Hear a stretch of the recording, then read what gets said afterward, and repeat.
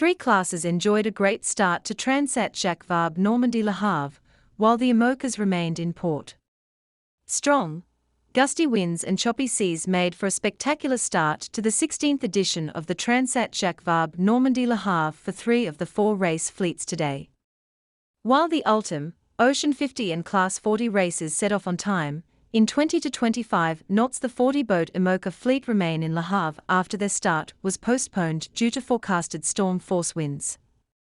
But only the 5 giant, foiling Ultim trimarans will sail a course to Martinique heading out of the channel this afternoon before turning to their first marks at the San Paulo and San Pedro Islands off Brazil before heading to Ascension Island. Capable of sustained speeds of over 40 knots, they should outrun the deep depression, which is forecast to bring gusts of up to 80 knots and 10 to 12-meter seas off Finisterre on Tuesday. After starting in sequence from 13:07 hours this afternoon, the Ultim, 6 Ocean 50 and 44 Class 40s reveled on the tough, gusty conditions on the Bay of Le Havre, but they will just race a 320 miles passage to Lorient on the French Atlantic coast, where they will restart when the weather outlook improves. Their race to Martinique is likely to be on a shorter course distance, but it is unclear when their restart will be. The IMOCA 60 fleet remain on standby for a start, but it is not likely to be for several days at least. British skipper Pip Hare, Medallia, commented, "For us it was not looking so bad. We would have seen 6 hours of heavy breeze and then a further 3 to 6 hours of heavy sea state, but then we were looking at risk profile and it was okay." But I am speaking to Sabi, Hungarian IMOCA skipper Szabolcs Weers, and he was going to be 150 miles or so behind on a slower boat. I think the decision of the race officers reflects the fact we have a diverse IMOCA fleet, and that is one of the great things about the IMOCA class, and something we should not lose. And that is someone who is lucky enough to have a high-performance foiler now, but came up in the second oldest boat in the fleet in the Vendée Globe. I value and respect that decision. The 320 miles passage to Lorient for the Ocean 50 and Class 40 fleets is expected to still see winds gusting to 30 knots tonight. And with strong tides and contrary winds, big seas are still expected. SVR Lazartigue, the giant blue VPLP design of François Gabart and Tom Leperche, the newest in the fleet, was leading the Ultim class by over 4 miles, making steady speeds of 25 to 29 knots, set to pass the tip of the Cherbourg Peninsula before mid-afternoon. In the Ocean 50 class, the early leader was newcomer to the class Pierre Quiroga, winner of the 2021 La Solitaire du Figaro, racing with Ronan Troussard on Viables Oceans, a 2017 boat which was previously Sam Goodchild's Leighton. The first miles for the Class 40 race was impressive, with 44 boats close, reaching at high speeds up to 18 to 20 knots at times for the latest scow designs.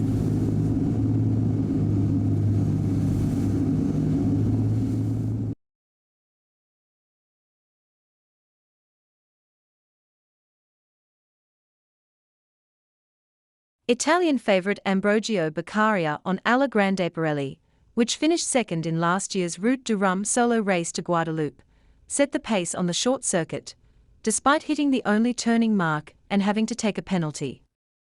They were leading Credit Mutual, sailed by the highly favoured Ian Lepinxi and Antoine Carpentier, the 2019 race winners. Britain's Brian Thompson and Alistair Richardson were fourth and showing good speed on Tuquila. At the mark there were 2 collisions. One between Curium and Bertrand Gallino, and Quito de Pavance Movember, which saw the boom damaged. The other was between Figaro Ace, local Le Havre favourite Guillaume Pirouel, and Cédric Chateau's recently launched Seafrago and Café Joyeux. 3 boats, Café Joyeux, Seafrago and Movember, had to make a U-turn and return to Le Havre to try and effect repairs.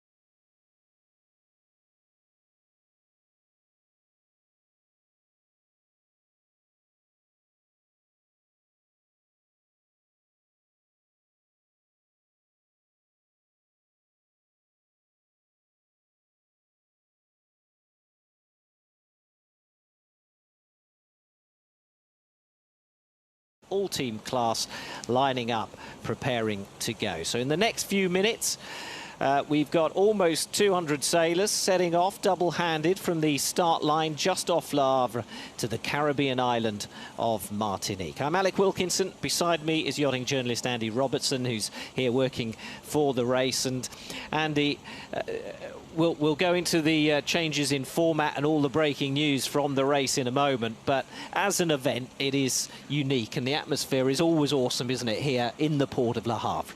It's incredible. It always is. The thing that's most impressive is the number of people that come through the gates and go round the docks. You get super close up to the teams and to the boats and to the skippers.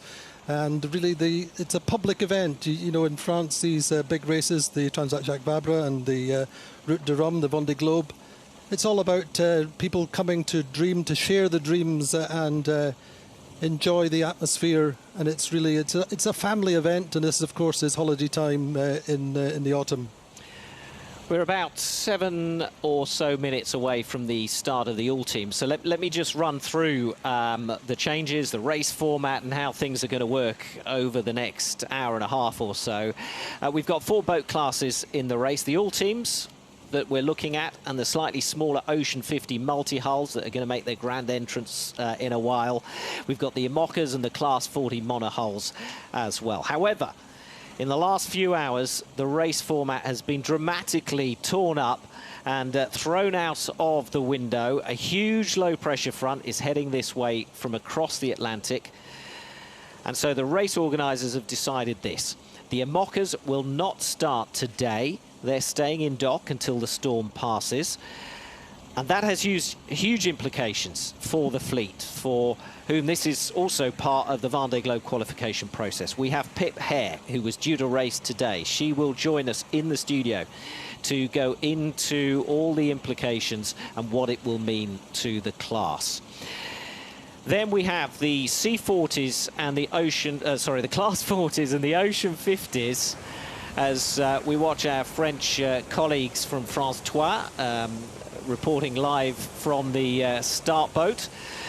Those 2 classes, the 40s and the Ocean 50s, they will be starting today, but they will then head to Lorient, where they will take shelter from the storm. The Ultims that we are looking at here with Gitana are the only class whose plans are unchanged. They will start the race, they will head off to Martinique. Start format also changed.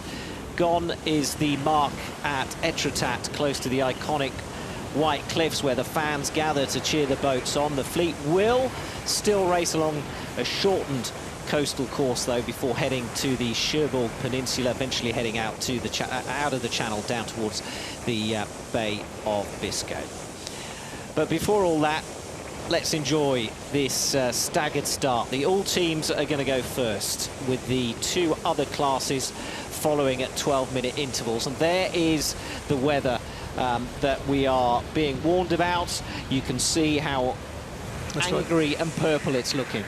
That's right. The key thing is these 2 systems amalgamating and come into the Cape Finisterre. Forecast is seeing winds up to 80 knots off Cape Finisterre late on Monday, and 10 to 12 metre seas. And so the big problem is really that there's no place to hide for the IMOCA 60s in particular, whereas, as Alex said, the Class 40s and the multi-50s are going to go into Lorient. It's about 320 miles racing. It's very much like a Figaro-style short course, and it's going to be much shorter, much more intense race.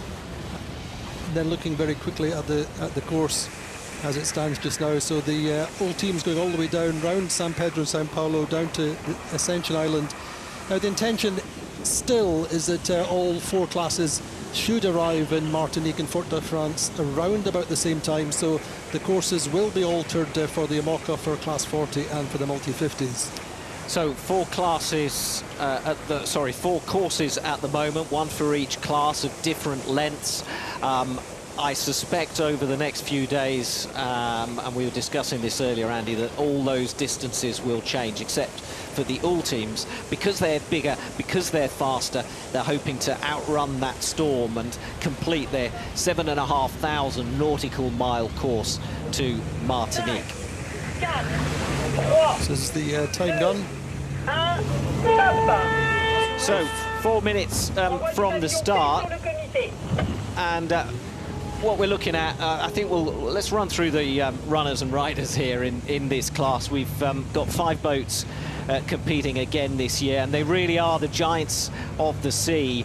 The stats say 32 meters long, 23 meters wide, but honestly, until you stand beside them in the dock, you really don't get an idea of how big they are until you see them with your own eyes. So that Banque Populaire covering an area of 3 tennis courts. That is how big they are. Indeed, and Banque Populaire is just beaten Gitana, or Maxi Edmond de Rothschild, to give it its full name, has been the dominant Ultim over the last 3 years, has won all the races, including the Route de Rome, the solo race last year. Now Banque Populaire just won a 24-hour race in for the Ultim class by a matter of just 3 minutes, I think it was. And so there's great excitement in France that the monopoly of Maxi Banque Populaire may be at an end. That's the suspicion, but it's really wide open. Banque Populaire has clearly made improvements over the winter. The big thing is that the improvements, everybody's super secretive about what's changed, particularly in Banque Populaire, particularly with the Gitana. But really, I'm pretty sure we're going to see a real close race. So the support crew from Actual now leaving the boat with about, 3 minutes to go to the start. Under that now, Antime Marchand and Thierry Chabagny on board Actual, saying goodbye to their crew. Banque Populaire, I think, have already said goodbye to theirs. Lazatique with Francois Gabard. And Tom Leperche. And Tom Leperche on board. And leaving it nice and tight, 2 minutes to go. Indeed, it's always leave it till the very, very last minute. But there's a great moment of stress, I suppose, when the skippers take over for themselves, and it's really up to them. Of course, the all teams have onshore routing. They have a team who work 24/7, who will help with the weather strategy. They're in constant contact. And so, of course, this Ultim race and indeed the Ocean 50s, it's all about the race that is on land as well, and who can deliver the best strategy. And you can look at the weather conditions there on board today. But Thomas Coville in his 8th TJV, alongside him Thomas Ruxel in his 3rd TJV. Hugely experienced, big names in the world of French sailing. So we're into the final minute. They'll be speeding up, heading towards that start line, but in such a long race, it's not necessarily about getting across the line first. It's about getting across the line safely and not too early, because there's a penalty if you do. That's right. There's a 5-hour penalty if you're over the start line early. Now that 5-hour penalty requires you to sail through an imaginary gate, as it were, wait for 5 hours, sail back through the gate and continue on the course. So we've seen that penalty in various different races over recent years, imposed on the IMOCA class in particular. But a quick look there at, Alec was saying, Actual. Now this is the first big offshore race on Actual, or ocean race on Actual, for Antime Marchand and Thierry Chabagny. And the other key thing for the Ultims is that they're racing a solo round-the-world race starting on the 7th of January. The Transat Jacques Vabre 2023 is underway. The Ultims facing a course then of 7,500 nautical miles, and I wonder just how many twists and turns await them over the next week to 10 days before they cross the finish line in Martinique. And it is looking absolutely glorious out there. A few hours ago we had torrential rain, we had leaden skies, but it's cleared up wonderfully for our cameras. The Ultims are go. Sedebo and Banque Populaire are go, with Amel Leclerc and Sebastian Josse closest to the camera there. Indeed, Banque Populaire. Sebastian Josse previously was skipper of Maxi Edmond de Rothschild, and then was passed over with Charles Caudrelier, who sailed the last race, the last TJV, with Frank Camas. And Camas now sailing with Jeremy Bayou in the IMOCA class, and Charles Caudrelier joined by Erwin Israel, who previously was part of their routing team. They're one of their navigation specialists, so he's on board. He knows the boat extremely well and has been racing in the two-handed races this season. So Banque Populaire winding up now and showing remarkable speed. Look how flat their angle is to the water.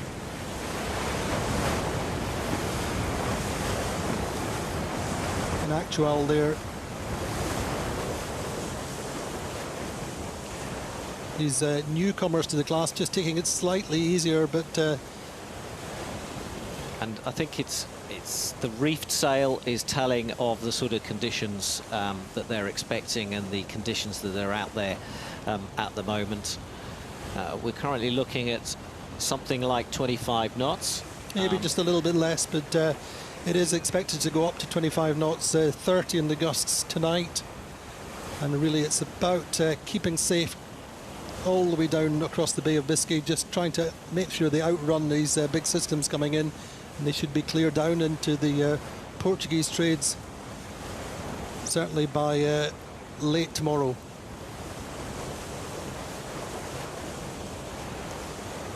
We're looking back at this Edmond de Rothschild manoeuvre.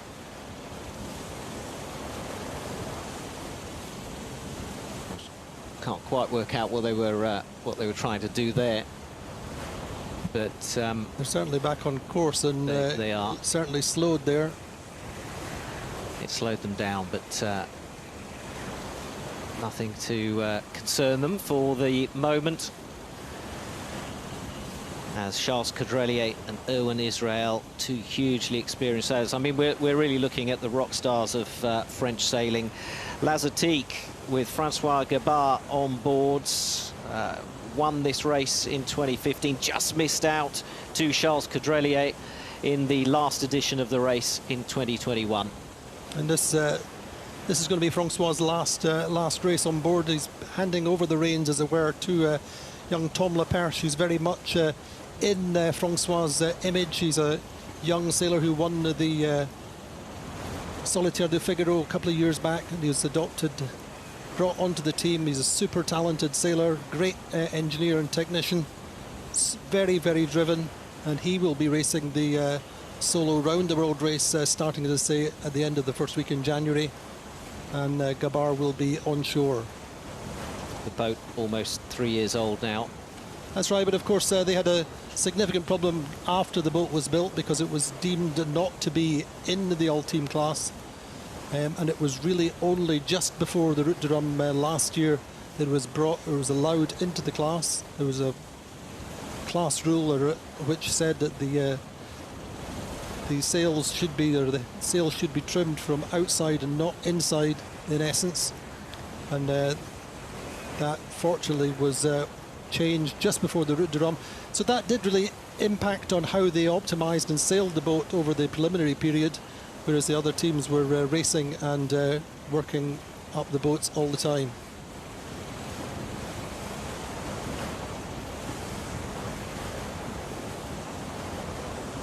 About 7 minutes to go to the next start, which will be the Ocean 50s. So lots of time to enjoy these majestic boats out on the water, and they are heading towards the coastline. The coast and the cliffs, the white cliffs of this Normandy region, are generally packed with people. It may be a little bit windy today. We'll have to see if we get a shot of them later on. But it is a scene to behold if they are there cheering on the boats. But they won't be going as close to the cliffs as is normal because of the conditions. The race organisers obviously wanting to avoid any chance of scuppering these boats' chances of making it all the way to Martinique and be disastrous. You can see these big gusts coming through just to weather there with SVRT Lavertig just taking off in these big gusts. So too now just hitting Edmund de Rothschild. So in their routing team now, with Erwin Israel on board, we have Simon Fisher, the British winner of the Ocean Race, or 2 times winner of the Ocean Race. He's in the routing team for Maxi Edmund de Rothschild, along with a well-known French sailor. And there we're just looking at Actual. Actual was the previously Massif, run as Actual by Yves Le Blevec, who in the same way has passed on the reins, as it were, passed on the helm to Anthony Marchand, who sailed with him previously. So there's a kind of transference of skills and knowledge. And Antho will sail the solo maxi race next year. Marchand's did this race coming 4th 2 years ago in this very same boat with Yves Le Blevec.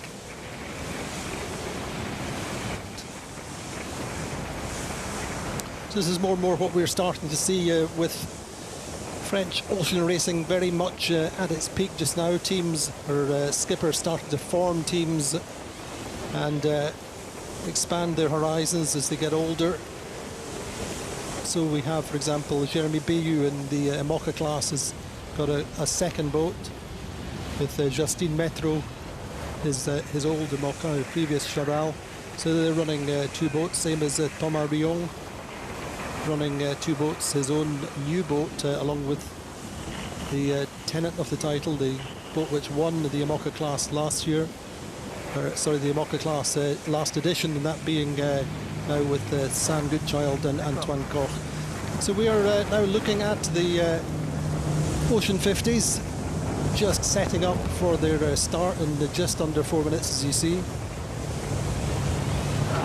6 boats taking part in this class. We've got Coesio, we've got Le Rire Médecin, La Motte, Primonial, Realities, Solidaire, En Peloton, and Viablis Ocean, which some of those names you will recognise if you followed this race in the past, and we'll be switching backwards and forwards between the ULTIMs and the Ocean 50s. But those Ocean 50s now getting underway in 3.5 minutes time. And less than 4 hours separated the top 3 finishers for the Ocean 50s in 2021, which is extraordinary, really, when you think how long a race that is. About 5,800 nautical miles is the plan. And certainly the expectation is that the time differences will be much the same this time. That was the feedback we had with Sam Goodchild, who did the last edition in the Ocean 50, finishing 3rd.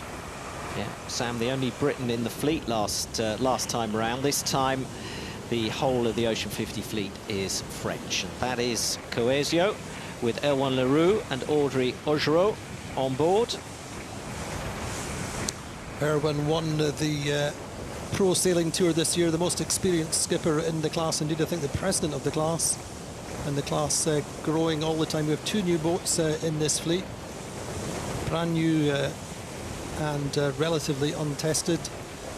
A couple of boats in the wings, waiting to join next year. But they really are pretty fragile, and I know that their biggest concerns is keeping the boats upright over the next 24 to 36 hours, and it's really going to be stressful for these teams. And you can see just how they're bouncing around on that chop. This boat bottom left of the screen, just getting things back under control. We were talking about the size of the ULTIMs and how they're the giants of the sea. Well, these aren't far off either. 15 meters long, 15 meters wide. Yep, they're a square. That's just about longer than a London bus, just to help you picture the size of them. So the two new boats are Reality, which is sailed by Fabrice Carrière and Émeric Chapelier. Now, Émeric sailed with Sam on the last race and is a very, very experienced Ocean 50 racer. And the other new boat is Primonial, which is sailed by Sébastien Rogue and Jean-Baptiste Gellet. And again, both these new boats have not done a big ocean race. And increasingly, the new boats are slightly more orientated towards inshore racing. Solidaire en peloton here with Thibaut Vauchel-Camus and Quentin Valminic on board. Quentin doing his second TJV and amongst favourites to win, which is why our French director is picking up those shots of them. Yeah, I mean, the key thing there is Quentin used to be the skipper of the boat, won the Pro Sailing Tour last year, has passed over the boat to Thibaut. Thibaut has done many TJVs, finished second in 2019. And also, I think he was second previously in Class 40 a few years back, as indeed Sébastien Rogue won that year in the Class 40. So Coesio with Erwan Leroux as the main skipper, a 3 times winner of the TJV, but second in Look at that start. I mean, event. that is that's pretty close given the conditions. So the Ocean 50s are away in this 2023 Transat Jacques Vabre, and look how reefed the that sail is on Realities. It doesn't seem to be having that much of effect. No, they don't need much sail area on this in this wind strength to go, and as I say, it's all about staying safe, staying consistent. And Coesio, Erwan Leroux sailing with Audrey Augeroux, the first mixed team in this class. Audrey is an ex-NACRA sailor, an Olympic trialist who's sailed with Erwan all of this season. As they won their team, because the Pro Sailing Tour is a team event, crewed event, and she won with them in that team. But Reality then up to windward, the new boat with Émeric Chapelier and Fabrice Carrière. And I just wonder, well, it's going to be a steep learning curve for them, isn't it, in these conditions on a new boat. And it's interesting how, you know, sometimes you think, well, a new boat, it's going to be faster, it's going to be better, but equally the experience of having sailed a boat and being on an older boat that is tried and tested could often be a bigger advantage than the technical advantage of being on a newer boat. The Ocean 50s now following the same coastal route that we've just seen the Ultims complete.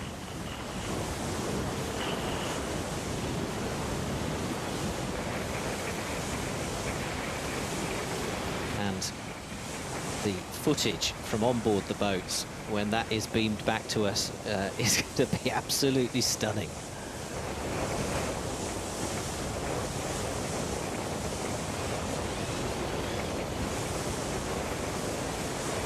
So both skippers, the skipper and the co-skipper, will be involved at this stage of the race. They, remember, have to get themselves overnight through the English Channel. Look at Primonial up in the air. So just remembering they are going to Lorient, which means going through probably 2 changes of tide. They're going to head across to the Cap de la Hague, which is the tip of the Cherbourg Peninsula, where the tide will change around about 6 o'clock this evening. Then through the Alderney race, which is super tidal. We'll have wind over tide there. It'll be really, really difficult with big seas. And then turning left in towards the French coast as the tide builds. And then round the corner through the main tidal situations there on the Pointe de Raz, and then into Lorient breeze should lighten, but I mean, look at these images. You just see the strength of the wind. Unbelievable. This is Primonial. Yes, Seb Rogue, who's got so much experience in the class. Very, very much life on the edge, and we're only a matter of minutes into this race. And what's interesting as we watch these stunning shots from our choppers, that the Ocean 50, you know, you were talking about the Pro Sailing Tour, which is what they normally compete in. You know, it's mostly about close contact racing, a lot of careful starts, tactics, but the TJV is normally long-term strategy, you know, preserving the boat, getting it across the Atlantic. But in a way, they're doing a shorter race first, aren't they, to Lorient. So it'll be interesting to see how their mindset has changed and if we're going to see them push it harder. Indeed. I think that most of them are just hoping to get into Lorient in good shape, in one piece with no repairs. And then it's a little bit of a waiting game. Nobody knows when they'll restart. Yeah, so let's just explain how this is going to work then. So we've got the Class 40s that we will see start their race at 13:41, so in about 20 minutes' time. They and these boats, the Ocean 50s, are going to head to Lorient. They're going to sit out the storm. We don't know how long that is going to take, and then they will set off again. And then it's an aggregate time. That's right. You go through the finish line, and then there'll be a new start time, or a new start line in a few days' time. And then it's a second stage, if you like, down to Martinique. And as we say, we expect the course to be altered, to be shortened. The primary focus is for the race direction, other than obviously safety and having an equitable race, is trying to make sure that all the classes arrive into Martinique round about the same time window to maximise the spectacle for the finish. So there's Lamotte. Now this is Luke Berry, who is in fact English-born. He's dual nationality, ex-Class 40 racer. Took on this boat this year. He's a naval architect who graduated out of Southampton. Started working for Bureau Veritas, I think, initially, and then decided that, I think he started in the Mini and then progressed through Class 40, and then joined the Ocean 50 class this year. Yep, with Antoine Joubert on board as well. So it's kind of the newcomer in the old hand, isn't it? Luke Berry still learning the ropes on this very different boat from the Class 40. But he does have the experience of Joubert beside him. And you see that in this double-handed race, you see that a lot, where you've got the youngsters either coming through as skipper with an experienced co-skipper or vice versa. Indeed, Luke Berry was pretty successful in the Class 40 and has come into this. He's bought, this is the oldest boat in the fleet, 2009 boat, which was previously Actual, Réauté, Chocolat and the old Primonial, and they're looking at reality. And it stands to reason that, of course, yesterday we had an announcement that there will be no spectator boats below a certain size, so it's all big powerful boats which are on the water today. As you can pretty much see why. Some extraordinary shots there from our cameraman on the camera boat, and really the normal boat that was speeding alongside them gives you an idea of just how choppy it is, because although it's looking difficult for these Ocean 50 sailors, they still make it look so much easier than the monohulls sailing alongside them. So Le Médecin, Le Rire Médecin with Luke Berry closest to us. And race officials there alongside the course. Primonial on the left of screen with a winner from the last event, Seb Rogue, in his 4th TJV. He won the 21 edition with Mats Subin.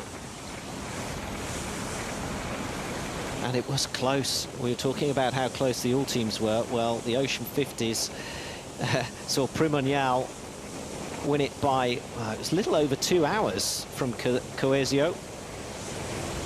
And it was a real game of chess as they came into Martinique. Some unique seas around there as well. Some unique conditions around that Caribbean island. For sure, I think these teams are duos happy that they're only going to Lorient. But it's going to be a tough night and day tomorrow for them. And of course, these are long nights now in November. And going in close to the coast, there's nets, there are lots of fishing pots. As many of the Figaro sailors who are in the class 40 know that coast extremely well.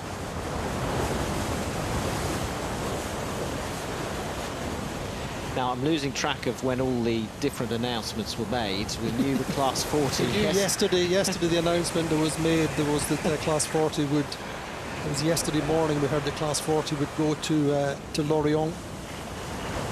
But the Ocean 50. The Ocean 50s was only this morning, as indeed with the IMOCAs. With the IMOCAs, yeah. But the key thing for the IMOCAs is that obviously there's a fleet of 40. There's 60 footers with foils. And so there are no big open marinas or spaces which can accommodate the IMOCA fleet. And of course the difference in speeds means that really they're making the decision based on the slower boats. So we're talking to Pip here, and she was saying that actually she would have just been okay at Cape Finisterre, but some boats would have been a matter of 150 or 200 miles behind. And so the decision was made in respect of them who would have been right in the worst of the storm. Well, we were hoping to speak to Pitt. We were hoping she was going to come by the commentary box. Maybe that's still going to happen a little bit later for on. Sure, she's on her way. Yeah, the point is that these Ocean 50s suddenly this morning discovered they were only going to Lorient. They weren't going all the way to Martinique, and that will have triggered a whole load of work for both the shore crew and the skippers as they decide what to take, what not to take, what could be transported to Lorient by vehicle, by land, and what they were going to carry with them on board the boat, which maybe sails to leave behind, what food, how much water. I know that was certainly the big discussion dockside in the class 40s yesterday, but for the Ocean 50s they've probably had the tougher time out of all of them because the IMOCAs are staying, so not too much of an issue for them. But for these guys it was a real quick chopping and changing on board to try and get things optimized for the shorter leg into Lorient. And there you can see just how hard they are working.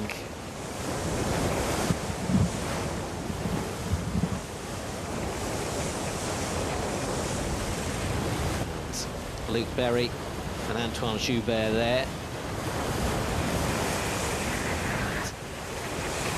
How they decide their shift pattern, so to speak, their watch, is entirely up to the preference, of course, of the skippers. It's different on board each boat. There are those who choose longer and shorter watch times, allowing them to get some sleep. And Solidaire de Peloton looking good there, with Thibaut Vauchel-Camus and Quentin Flaming. So I said it was previously Quentin's boat, but the sponsorship with Arkema came to an end and it was passed over. So he's sailed the boat for many years, has loads of experience on it, and a great partnership who, you know, are certainly among the favourites. Yeah, and you've got to look at that experience. You know, you sailed this same boat in the last edition with Rouquayrol, and that experience, of course, will be a huge help going forward. So we should be now enjoying the start of the IMOCAs, but that's not to be because of a storm front coming in across the Atlantic.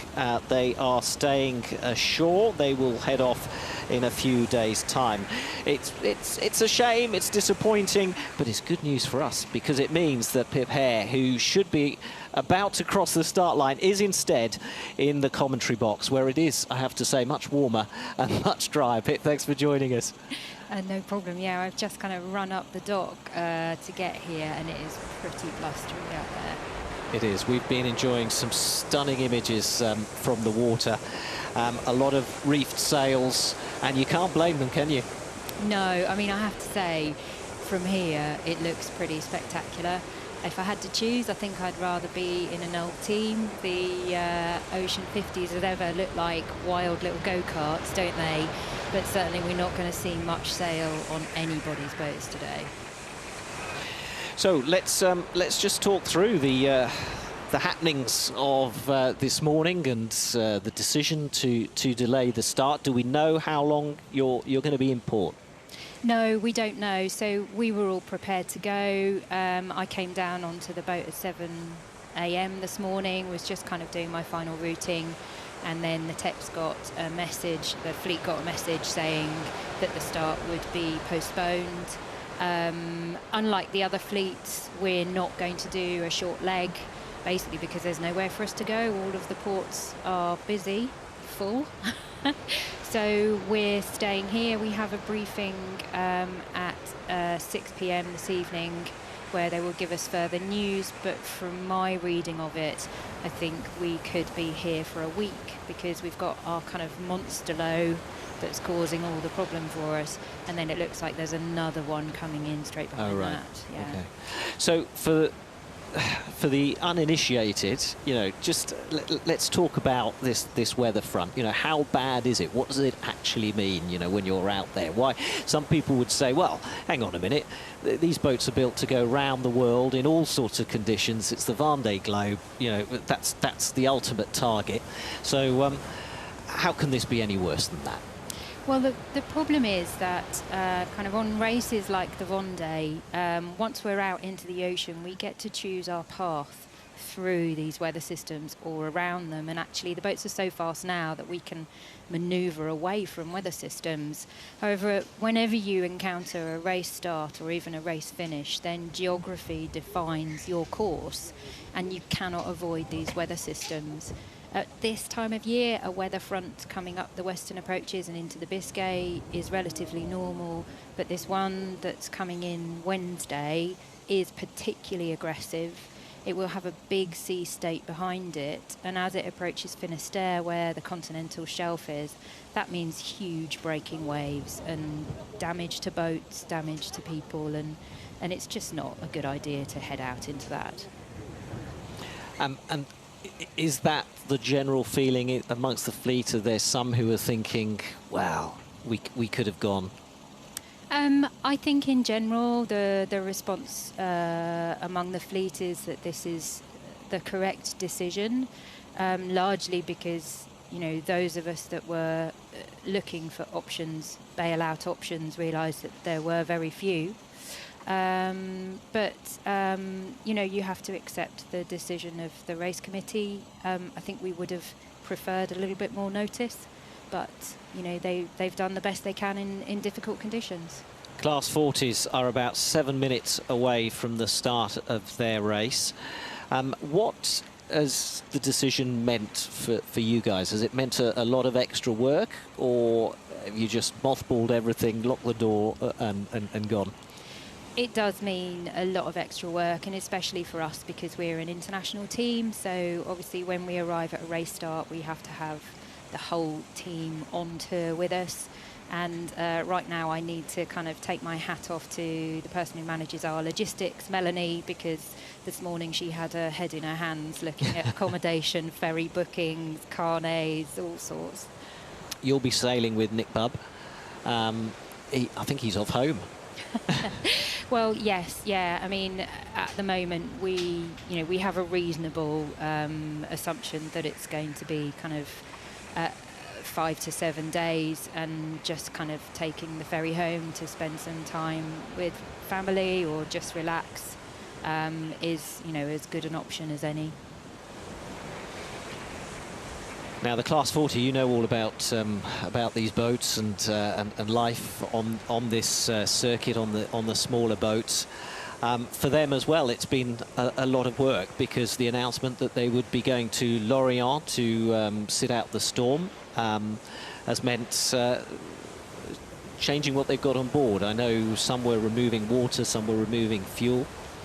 Yes, yeah, so they will have provisioned for 3 weeks at sea. They will have, you know, all of that food, water, fuel, tools, spares, and that is a significant weight. And in a racing class like the 40s, extra weight will slow you down. And I think, you know, they've got an awesome opportunity here to have a really punchy little leg to Lorient, and those guys who want to kind of push hard in this definitely will have lightened their boats. 44 boats competing in the Class 40 fleet. Well, at the last count anyway. They're 12-metre monohulls. We're expecting the leading boats to take, what, about 16 days to reach the finish line? Yes, yeah, it's kind of 16, 17 days, I think their routing was looking like. They're powerful little boats, and actually kind of upwind. The new generation of these boats can hold their own against the older generation of the IMOCAs, which are 20 foot longer. We've got about 5 minutes, maybe 4 minutes now to the start of the Class 40, and we've seen the multi-hulls go. How is the sailing experience on board these monohulls different? So I think probably the monohulls, you certainly compared to the Ultims, the monohulls, you might be surprised to know, are a lot less stable. They're a lot more bouncy, bumpy. You know, I think they're more affected by the size of the waves, but also the wave period. And you can see here, okay, they most of them are just kind of going around with just their mainsails, but you can see how the waves really affect them. They affect the momentum, they push the boats around. So I think it's going to be, for them, a very aggressive sea state. They're going to have to be quite active, because we're expecting a lot of squalls today. So I think, you know, they will be pushing, maybe going between their Solent. You can see somebody there has a throw up, actually, which I think is quite punchy. So they're going to be swapping sails quite a lot to keep the speed up, or you can see someone there already looking to furl their J3 by the looks of it. I think they might have a few problems. You never really want to let your sail flap like that. I think they're struggling maybe to get it under control. But too, you know, we're looking at this start here, and actually the beauty that the multi-hulls had was fewer people in the class, so kind of most people would pick a similar strategy to start. But all of these guys, 44 boats, kind of, you're really going to have to think about your start line, but also keep a really good lookout at the moment for other boats. It's pretty busy out there. In the middle of the fleet there, with the red and white boat near the start, Ian Lipinski and Antoine Carpentier, hugely experienced pair on board Credit Mutuelle, with their relatively new boat from 2019. Amongst the favourites, as are Aidan Red. We've got 15 international sailors here from 8 different countries as we count down into the last 2 minutes towards the start line. There's an incredible age range in the actual boats themselves. We've got the oldest from 2006, Rev and Pet de Vue, and a handful of new boats built this year as well. And the bow is the big giveaway to how new they are or not. That's right. In fact, the scow bows have been in for probably 3-4 years now, and in fact we've had 10 new boats built since last year. All of this scow bow, and as Alex said, the original David de Raison design Credit Mutuelle is still in this fleet, still likely to be one of the contenders. But it's really the Italians who are the favourites in this race, perhaps. Certainly widely tipped is Ambrogio Beccaria, who has was second in the Route de Rhum last year, just behind Johan Richomme, and he's in this new all-Italian designed Musa 40, and there are now 3 of them in the fleet. And they're great all-round boats, Italian built, Italian designed, and widely tipped in this class. And one of those Italians, Alberto Bona on Ibsa, is alongside a Spaniard, Pablo Santurce del Arco, who actually won this. He is the super sub. He is the dream co-skipper. He's had 3 podiums in Class 40 in successive editions. Finished 3rd with Phil Sharp and 2nd with Alex Pea, and won the last edition. And he's with Antoine Carpentier, who's with Ian Lipinski. So our start is gone, and look at the speed they're taking off from the start line. A great start, a terrific start from the Class 40s, and that boat there is Coram right at the front, speeding away. Everial also with a good start. I'd say Erwan Ledraulec, who won the 2nd stage of the Les Sables Horta Les Sables race in the summer. Cedric Chateau, Guillaume Pirouel on Sogistran behind them. That's right, a brand new boat. Cedric Chateau and Guillaume Pirouel, very much the local heroes here, both from Le Havre and from the Normandy League. Brand new boat, just in the water this summer. Guillaume is 2nd on the La Solitaire du Figaro last year. Disappointing year for him this year, unfortunately. But they're a great team who've sailed quite a few miles in previous years. And some of the boats just crossing the start line now with such a large fleet in these conditions. You can't blame them for just staying out of trouble. Left there, just in the middle, is Xavier Macaire, who is also one of the former Figaro racers. Such an exodus out of the Figaro class into Class 40, primarily because for sponsors there's more glamour in doing these ocean races like the Route de Rhum, like this Transat Jacques Vabre. There you see Ibsa there, Alberto Bona just in the middle, and the Italian, now that's a lift 40. He, I believe, is waiting to put a Musa 40 in the water in the future, but he's one of the top contenders, as Alex said, with Pablo Santurce. This is very much going to be a solitaire, a Figaro type leg. Once they get into the once the tide changes, we can imagine them being down on the French coast trying to dodge the tide. But at the moment, a great start, and of course a record-sized fleet with the 44 boats. Keep an eye out also for the British pair on board Tequila, Alistair Richardson, Brian Thompson. That's right. I mean, they're lying 5th on the Class 40 rankings. I mean, we have them in the real dark horse in this fleet. It's a newer generation boat, which they brought back from the Route de Rhum. Did the Caribbean 600, did the Les Sables Horta Les Sables, I think. And Brian has lost count of the number of transatlantic passages he's done. And I think this is his 6th Transat Jacques Vabre, 2nd in the class, or 3rd in fact in Class 40. And I think they were 10th, 11th last time. But a more competitive fleet, but a newer boat for them. Oh, one of the... Here is, as I said, Xavier Macaire, who is also a boat builder, known as I think the Rhino in the it used to be known as the Rhino, or whatever the French equivalent of the Rhino is in the solitaire class, for his ability to sail super fast downwind. Remember a couple of years ago in the solitaire, he was like 2 or 3 knots quicker than the rest of the fleet sailing downwind on the Bay of Biscay.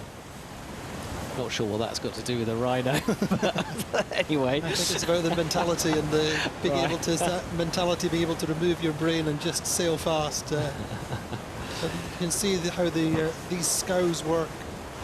It's like described to me as like a powder ski for those of you who ski. There's so much more lift in the bow. Yeah, you can see it lifting there, can't you?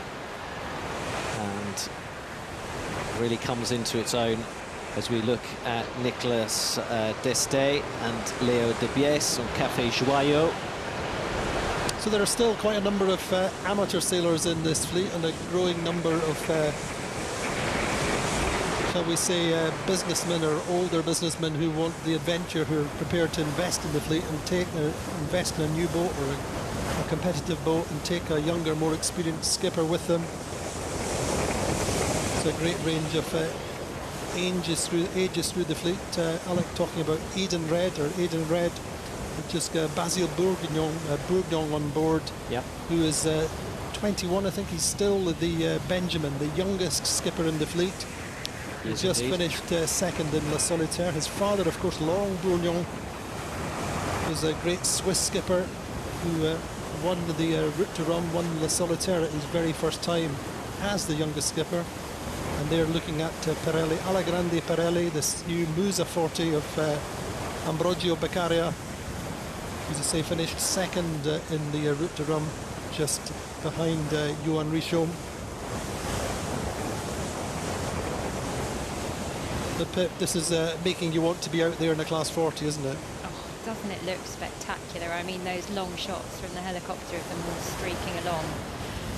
Yeah, but I mean, you can see that, you can absolutely see the scows at work, can you? Yeah, you can. I mean, I'm really surprised actually from this view. You can see with this angle, wind angle, how lifty they are. I mean, it's a perfect angle for them as well, to a certain extent, isn't it? Yeah, it really is. It's great to showcase what they can do, and the speeds. You know, they must be getting up to 18, 19 knots there or more. Not quite managed to pick up Tequila. Tequila is orange and grey. And I think these conditions very much in Brian Thompson's range, shall we say. And actually the nice thing about starting in the bay like this is it's blustery and gusty, but actually the reality is the sea state is relatively smooth, so I think they are managing to get some really good speeds up before they head off around the Cherbourg Peninsula. And also in this fleet we have two girls on the Cap Pourels programme, which is well, that's not looking good, is it? Someone's lost a halyard there, yeah. Yeah, we're talking about the Cap Pourels programme, which is an initiative launched by the race 3 editions ago. Now this provides a competitive Class 40 to two young women to give them, fast track their experience going ocean racing. And so we have Pam Lee from Ireland doing her first ocean race. They have to be rookies, Pam. So Pam previously was a préparateur based in Lorient. And so this is her first race. And quite happy to be racing to Lorient then, Pip. Yes, it probably. She said her flatmates would be used to see her home. Probably would have seemed a little bit brutal, that initiation. But yeah. You know, so it's a really great scheme because, you know, one of the hardest things is to kind of step out of that team support role and into your first racing role, and so being able to offer these platforms for young women coming into the sport is fantastic. I mean, I spoke to her a couple of days ago and she was really on the edge, you know, just not sleeping, worried, you know, trying to just keep things together. And so this for her in particular is a real blessing, because you say it's a good introduction on a relatively short course. And she'll come out of this with a huge amount of confidence. But you know, the thing is, we were all worried. I worry before every race start, even if the weather's absolutely perfect, you worry. And I always think that worry is just kind of an indication that I do understand what's out there, that we have covered off all eventualities, that we're kind of looking the race properly in the face, because we're aware of what could happen. Especially in a fleet here of 40 boats. La Boulangère is Charlotte Yvain is a young female skipper in her first Class 40 programme, an ex-Figaro racer as well. But, I mean, a really big number of young female skippers coming through in France now, but Yeah, there really is. I mean, I still feel the Class 40 is underrepresented with female sailors, and it's something I've kind of dwelled on a little bit, but again, kind of... After the Vendée then, maybe. Well, but actually, you know, Class IMOCA is really... what you don't see behind the scenes of Class IMOCA is how many female team managers we have, how many female technicians. And I think, you know, within IMOCA, we'd still have 6 female skippers moving into kind of the next Vendée season, which is great. But I think, you know, it's much more normal now for women to be choosing this path, certainly in France. So just in front there, we are centre corps is Michael Mergui, who's from the Mediterranean, from the Hyères and Toulon area. Brand new boat last year. Did the route to Rome, had to stop twice for making major repairs or composite repairs, and in the end I think had to retire. So he's done a lot of work on the boat. He's back. He's a great all-round sailor, and backed by this company who I think do interiors, if I'm not wrong, have about 400 or 500 branches, and you've seen how their sponsorship really works, Pip. You see a lot of, they had big big number of people on the dock and running their VIP programs. Yeah, it's one of the great things about a race village like this is the access to the boats, and I always describe it kind of in the equivalent to motorsport. You know, the paddocks are all behind locked doors and you can't get to access them, whereas in the week before a major race start, many people get to walk down the docks and see everything in action, see the boats up close, and it's a really great experience. I mean, these are incredible images, aren't they, coming into this mark of these Class 40s at full speed. We can see, I think that is Eden Red just up with the leaders. There's quite a mix across the fleet between mainsail sizes, so it seems to be kind of almost half and half with 1 reef and 2 reefs. Interesting kind of decisions, and you wonder what will happen as they kind of head round the mark and head up to the Cherbourg Peninsula. I think they're probably expecting a bit of a wind shadow off Cherbourg, where certainly a bigger mainsail will punch you through that, I think. And you don't want to be making sail changes or unnecessary sail changes. No, and in a short course like this, then a sail change is going to be costly. You don't lose so much with the mainsail because you can still kind of maintain your course. You just lose speed for a fraction, but kind of furling or unfurling head sails is definitely going to cost you some time, and the speeds that these boats are going, you know, relatively you lose distance. So that's Acrobatica, which is the first or the most recent of the Musa 40s, just launched in August actually, is Alberto Riva. Now Alberto is a very good friend and previous preparateur for Ambrogio Beccaria, electronics expert who did all the electronics on Allegrande Pirelli, and so he's on his first major ocean race, and again another skipper who's probably quite happy to have a little short course into Lorient just to warm up. And you can see how exposed they all are. I mean, some of them have some kind of shelter from the coach roofs, but most of them are out there getting an absolutely soaked. Look at that spray coming off there. I mean, they are going to be pretty drenched already. Wow, I've got FOMO now. I wish I did. That just looks spectacular. It is, and I say the key thing is the size of the fleet, but it's quite spread out already.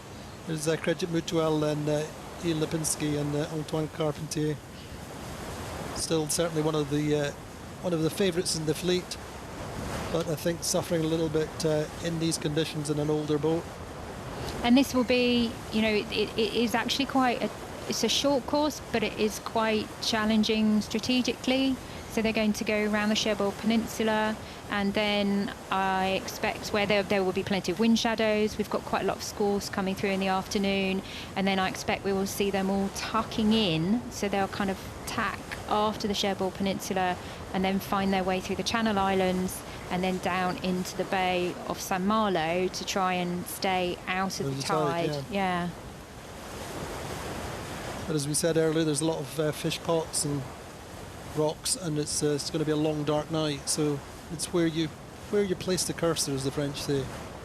Well, exactly, and then then we've got Ushant to get round, and so, you know, the course, had we all been looking to go south, the course would have been fairly straightforward after that, just to head out into the Atlantic, cross the first front and drop south, and that's what we're going to see the ULTIMs do.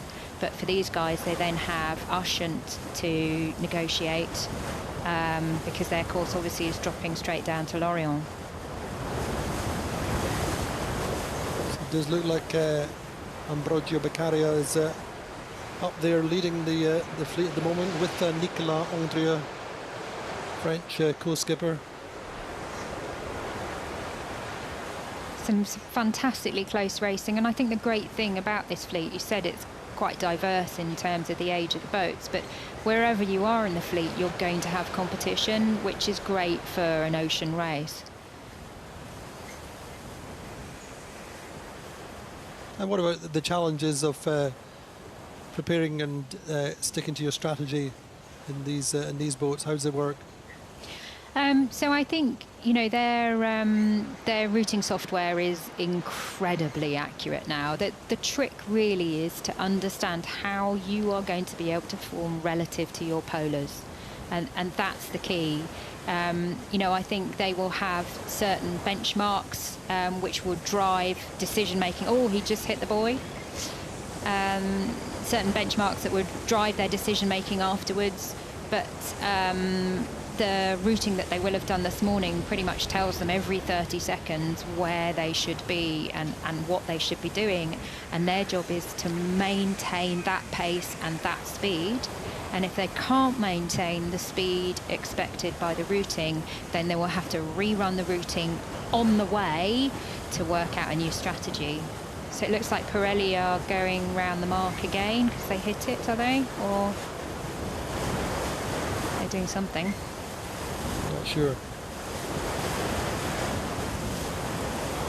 Anyway, Erwan Ledralec then in a very all-round in third, Ipsa Alberto Bona in fourth. Yeah, there's quite a procession round now. I think Alagrande Pirelli just trying to decide whether he has to go round the mark again or take a penalty. I guess. Pretty sure on the SIs he has to go round again, but his problem there is going to be finding a way in now, isn't it, with that procession of boats all coming up on starboard. So second is Interinvest.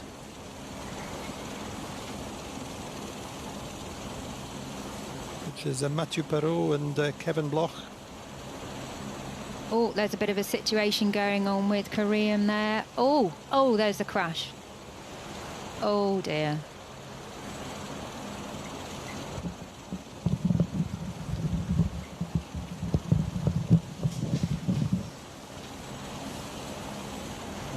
So this mark close to the coast has given us some real drama, and look at Coram almost going over there, and Café Joyeux also coming up, and Coram I think it is. Corium life forward, Marc Lepesquieu and just Renault. its bow is stuck on the stern, I think, or was briefly, of the boat in front. Are you getting it again, I think? The Curium certainly seems to be off and running.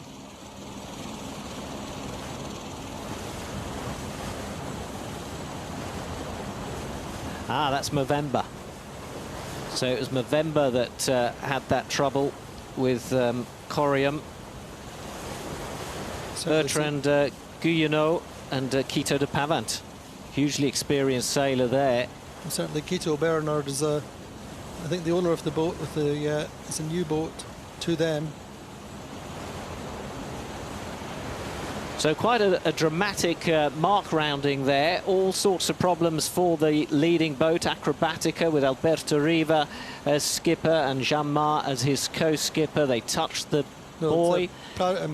Alagrande Pirelli was the boat which... I'm sorry, yes, Alagrande Pirelli and Ambrogio Beccaria leading the fleet and then just touching the mark. Curium seems to be okay. Doesn't seem to have any significant damage and carrying on. They seem to Yeah, they seem to have accelerated away. And, well, time will tell when we get the reports back off that boat. And the rear of the fleet still coming into the mark. So Averial, which is the blue and orange boat, which was round, I think, 3rd or 4th, as we said, is Erwin Ledralwek, who's now racing with Tanguy Le Glatan, who's the coach for the Lorient racing pool, the racing centre in Lorient. He's a coach there. Very, very experienced racer in numerous different classes. So I think, and that's another. Wow, did they touch the mark as well?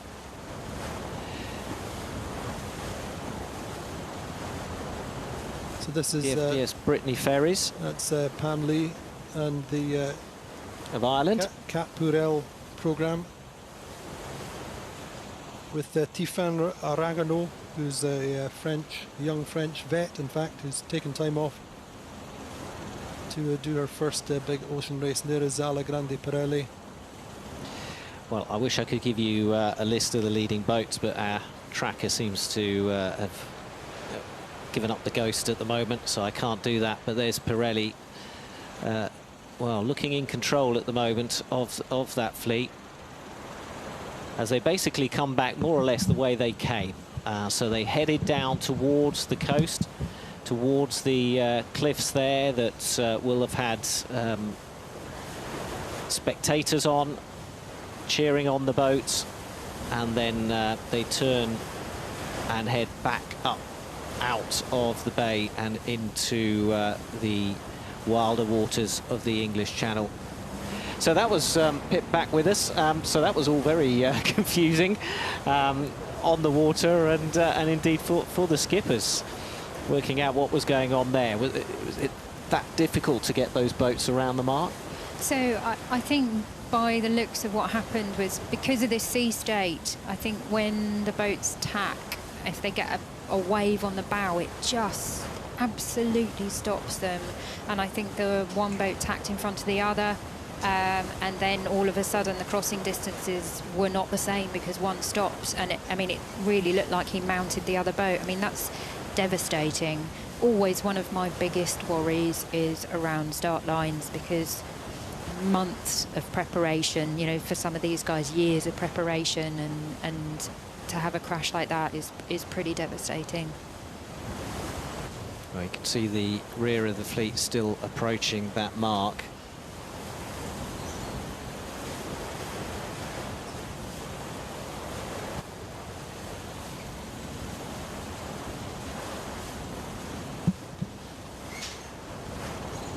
So a big gap now separating the two halves of the fleet.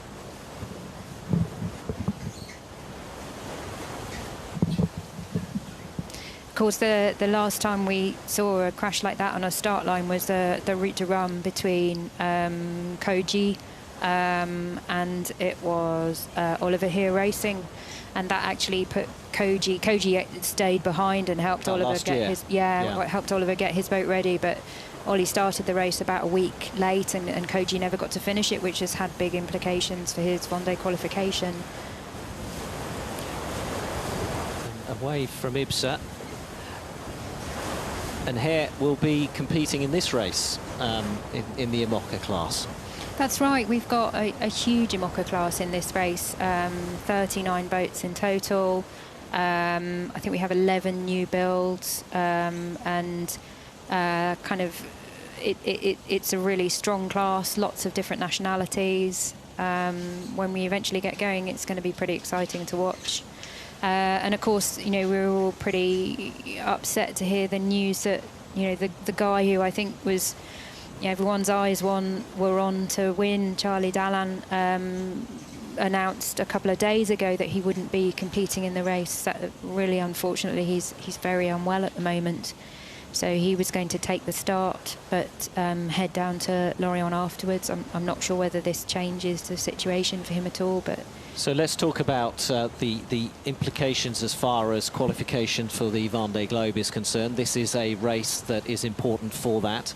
The IMOCAs, the plan, and it's still there in place, that the plan is for them to race back single-handed in another qualification race. But presumably that's as we watch, Alaman is also struggling to get round the mark there, but just picking up speed. And they've got to give themselves enough room, haven't they, to sort of avoid just drifting into it. Yeah, I wonder if there's a bit of current on that buoy as well, because we've seen quite a few of them tack, kind of stop and then go sideways into the buoy. So I just wonder whether they're all tacking a bit early, maybe. So yeah, so where does this leave us with the IMOCAs and qualification? So Charlie Dallan, the plan was, and as far as I'm aware still is, for him to start the race. He's then going to jump off and let his crew finish the race, because it's the boat that needs to qualify, because it's a new boat. Yeah, I mean it's slightly more complicated than that. Basically, the race that the new boats must finish is actually our return race, because it's a solo race. However, there is a ruling saying that if you start the Transat Jacques Vabre, but for technical reasons or health reasons you're not able to finish it, therefore can't do the following race, then taking the start of this race will allow you to meet those entry qualifications. But that's just for new boats. So those of us who are in old boats, so boats that have not been launched within this 4-year cycle, we qualify on cumulative mileage. So we have to sail as many races as we possibly can. And for all of us, that means the Transat Jacques Vabre and the return to base. Let me just tell you about this boat. It's a great story. Basil Buisson is the co-skipper on board Google Chrome. He's an e-sailor. He's a gamer, and he won through a competition that saw him beat 10,000 others for a place on this boat. So at the age of 33, this guy has got himself a place on a Class 40. Kieran Le Boyne is the skipper alongside him, who knows this boat so well. It happens to be the second oldest boat in the fleet. It also happens to be the boat that Kieran Le Boyne sailed the TJB in with his dad all those years ago in 2009, and he's back now with Basil Buisson, who is, well, they've done the Fastnet, they've done a few other races to prove themselves, but my goodness, what an experience. Basil, he's actually a merchant Navy officer, I think, and so he's well used to being at sea. He's done quite a lot of cruising, but he's also, as you said, a very talented and committed gamer. But he's well used to being at sea, and I think he's reasonably accomplished. But obviously this is something completely new for him, but he's in good hands on a solid boat.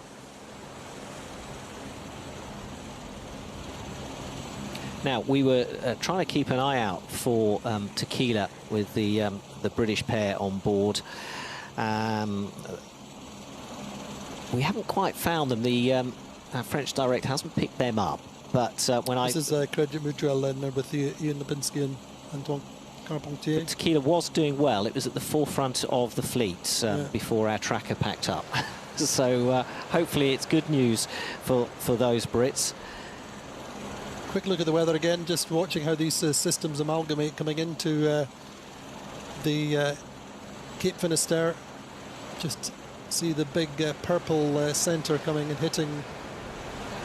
That's Tuesday, I think, and then coming into the Bay of Biscay, which is tending to suggest that the boats will be in Lorient for a little while, and potentially Pip and the IMOCAs in Le Havre for a few days at least. So we're looking on board Credit Mutuel, the favourite, and in a good position right now near the front of the fleet. Ian Lipinski and Antoine Carpentier looking to repeat his success in 2021. Both of them involved in sailing the boats at the moment, and you can't really see them getting much rest between now and when they arrive in Lorient, given the conditions and how tough it is out there. Is this tequila? I think that might be our first view of Brian Thompson. We can just see one of them is out of the cockpit doing something on the leeward side there. Maybe checking the lead on sheets or something like that. And you can see everybody is life jacketed up today. Fully dry sealed life jackets. They'll have harness lines on as well. And do you approach a day like today with a very different mindset as a sailor? I think, to be honest, the mindset's always the same, and that is kind of total respect for the boat and the sea. But I guess your approach to risk is slightly different. You know, especially at the start of a race in difficult conditions, you know, anything that might actually, for example, damage a sail or damage a person, you know, that's going to have a long-term impact on your performance. So you tend to be fairly cautious. What's your favourite part of this course over to Martinique? Well, I haven't actually done this TJV course before, so I've done the TJV twice, once to Itajaí, once to Salvador, but I've not done the return leg back across the equator. So, yeah, I think probably the trade wind sailing is, you know, it's always good times. It's an opportunity to push the boat. For me, something new to learn with my foils. What's not to like about that? And the toughest part? Well, we'll see. I mean, certainly getting out, getting away and out is really tough. It's tough mentally, it's tough physically. But I think the return leg, once we've gone round, if we go round San Pedro, Sao Paulo, the return leg up to Martinique is going to be quite difficult, because I think the fleet may compress. And so, you know, you'll be 2 weeks in, you'll be really tired, but you need to keep your foot on the gas. Pipere, thank you very much for joining us, giving us the insight, and best of luck. Fingers crossed for whenever you guys manage to get away in the IMOCAs. Thank you. As we focus in on one of the leading boats of the fleet, the Pirelli boat, Alla Grande, with Ambrogio Beccaria and Nicholas Andrio on board. Which I believe is Italian for all good. Alla Grande. Alla Grande. Go big. And they are, look at that, dramatic action from the waters off Le Havre. And a sign that of just how difficult things are out there, with some of them wearing crash helmets, I think. Now, you're going to be following the race for the organisation and writing about it. Apart from the beach in Martinique, what's your focus going to be? I think trying to... He shook his head as if he wasn't going to visit the beach. I don't remember visiting too many beaches over the races that I've done so far, but here's hoping. But yeah, we got a little gap in between this race and the Return à la Basse, which is going to be key. But no, it's always great to be on the finish line and witness the first or two or three skippers coming through. And I think this is going to be a very close race. I think it could be a close race in every class. I think it is, and it's certainly close in these early stages of the Class 40. Pirelli, Alla Grande Pirelli looking in good position, as is Credit Mutuel, as is Tequila, with the two Brits on board. And so those are our leading boats from the Class 40. The Ultims are go as well, and the Ocean 50s, they are away. They are heading towards Lorient, as are the Class 40s. The Ultims making their way straight to Martinique as they escape from that storm that's coming in from the Atlantic. The IMOCAs, we hope, will get away over the next 3 or 4 days, and we will be able to bring you all that coverage on our social networks if you follow the Transat Jacques Vabre. So Pipere has left us to go off and just check on her boat.